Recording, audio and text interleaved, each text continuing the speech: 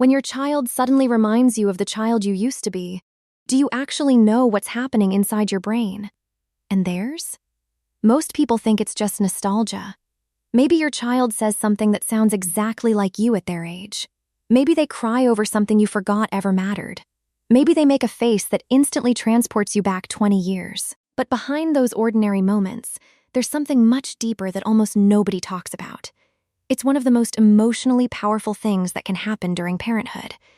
And if you ignore it, which most exhausted parents accidentally do, you might miss one of the greatest opportunities to heal both your child and the child you once were. Let's start with what these moments really mean. 1. Your child isn't just growing. They're awakening forgotten parts of you. Have you ever caught yourself reacting much more strongly than the situation deserved? Your child spills milk, and suddenly you're unusually frustrated. Or they run into your arms after getting scared, and somehow you feel emotional too. You probably think it's simply because parenting is exhausting, but here's what's actually happening. Your child's behavior constantly activates memories that have been quietly stored in your own brain for decades. Developmental psychologists call this autobiographical memory activation. Everyday parenting doesn't just build your child's brain. It also reopens emotional pathways inside yours. Think about that for a second. Your child isn't only learning how to become a person. They're accidentally introducing you to the person you once were.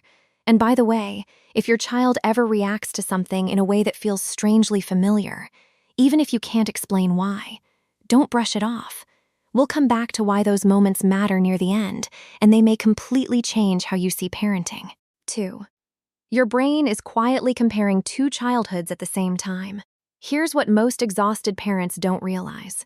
Every interaction with your child automatically triggers comparisons inside your brain. Not consciously, automatically. A landmark study from Harvard University's Center on the Developing Child found that parents often draw on their own childhood experiences while responding to their children, even when they aren't aware they're doing it. That sounds scientific. Here's what it really means. If you were comforted as a child, comforting your own child often feels natural. If you were ignored, criticized, or constantly told to stop crying, your brain may instinctively repeat those patterns, or fight desperately against them. Neither reaction makes you a bad parent. It simply means your own childhood is still participating in today's conversations. And here's where the science gets even more fascinating. Modern neuroscience shows that the brain remains remarkably adaptable throughout adulthood. Every time you choose patience over anger, curiosity over criticism, connection over control, you're not only rewiring your child's brain, you're slowly rewiring your own. That's extraordinary. 3. Your child uses your nervous system before they can use their own. Have you ever wondered why your child calms down faster in your arms than almost anywhere else? You probably thought they just wanted comfort, but here's what's actually happening. Before children can regulate their own emotions, they borrow yours. Developmental neuroscientists call this co-regulation. Your heartbeat, your breathing, your facial expressions, even your tone of voice. Your child's nervous system constantly studies yours to decide whether the world is safe. That's why they don't seek reassurance from just anyone. They seek it from you. You are their emotional compass. Think about that for a second. When you stay calm during their storm, you're not simply solving today's meltdown. You're teaching their brain how to handle stress for the rest of their life. Researchers at the University of Cambridge have found that consistent, responsive caregiving supports healthier emotional regulation throughout childhood. In simple words, your calm today becomes their inner calm tomorrow. You aren't just comforting them, you're lending them your nervous system until they can build their own. And hey, if this is changing how you see the baby in your life, hit like and subscribe. It helps us reach more exhausted parents who need to know that what they are doing actually matters. 4.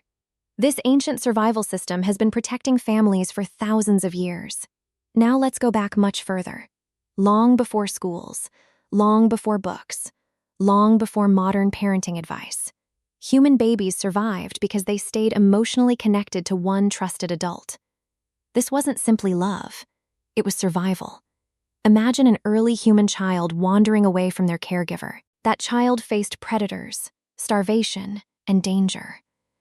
Evolution rewarded babies who constantly checked for emotional safety. That instinct still lives inside every child today. When your child looks for you across a crowded room, when they call your name after falling, when they glance at your face before deciding whether something is scary. Their ancient survival system is still doing exactly what it evolved to do. Here's what's actually happening inside their developing brain. They aren't asking, "Can mom fix this?" They're asking, "Am I safe enough to keep exploring?" That's an enormous difference. Your presence becomes the launch pad for their courage. The safer they feel with you, the braver they become without you. 5. Every small interaction is building the adult they'll one day become. This is where traditional parenting advice often gets it completely wrong. People focus on the big milestones: first words, first steps, first day of school. But cognitive science shows that thousands of tiny interactions matter even more. A smile, eye contact, listening without interrupting, naming emotions, laughing together, repairing after arguments. Researchers have repeatedly found that these small moments strengthen the neural networks responsible for empathy, language, emotional regulation, and problem solving. Think about that for a second. You're not raising today's child. You're building tomorrow's adult. The adult who will eventually comfort their own child. The adult who will handle disappointment. The adult who will build healthy relationships, brick by brick, conversation by conversation, moment by moment. And almost none of it feels dramatic while it's happening. 6. The child you used to be is still parenting alongside you. This is what most parents never realize. Remember earlier when I mentioned those strangely familiar emotional reactions? This is exactly what I was talking about. Sometimes your child isn't triggering your frustration. They're revealing an old wound. Maybe nobody comforted you when you cried. So hearing your child cry feels overwhelming. Maybe perfection was expected from you. So your child's mistakes create anxiety that seems bigger than the moment. But here's the beautiful part. Every time you give your child what you once needed, patience, safety, acceptance, affection, you aren't only changing their future, you're offering kindness to the younger version of yourself. Psychologists sometimes describe this as breaking intergenerational patterns. But emotionally, it feels much simpler. Your child quietly teaches you that it's never too late to become the parent you always needed. And what makes this even more meaningful is that healing doesn't require perfection. Children don't need perfect parents. They need parents who repair, parents who apologize, parents who reconnect, because that's what teaches resilience, not perfection. Connection after imperfection. 7. When these moments never happen, it's worth paying attention, not panicking. It's also important to know the other side. Most children naturally seek connection. They look for shared attention. They imitate. They respond to your voice. They bring you interesting things simply because they want to share the experience. If these social connections seem consistently absent over time, not just occasionally, it can be worth discussing your observations with your pediatrician. Pediatric researchers have identified differences in social engagement as one possible early indicator of developmental differences, including autism spectrum conditions. Notice the word possible. Every child develops differently. There is enormous variation. This isn't about fear. It's about paying attention. Because early support can make a remarkable difference. Trust your instincts. If something consistently feels unusual, asking questions is an act of love. Not overreacting. You know your child better than anyone else, and being curious is one of the greatest gifts you can give them. So let's go back to the question we started with. When your child reminds you of the child you used to be, what's actually happening? Science suggests that your brains are growing together. Your child is building emotional security. Your own brain is revisiting old experiences. Your relationship becomes the bridge between two childhoods, one still unfolding, and one you thought had already ended. That's not just nostalgia. That's generations healing through connection. That's your child learning how to become human. And maybe that's you remembering that you deserved that same kindness all along.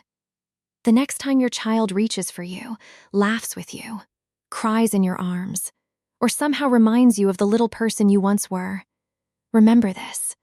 None of those moments are ordinary. They're building a brain. They're strengthening a bond. They're quietly rewriting a family story. And that simple behavior, it was never meaningless. And it shouldn't be to you either. You are doing a great job.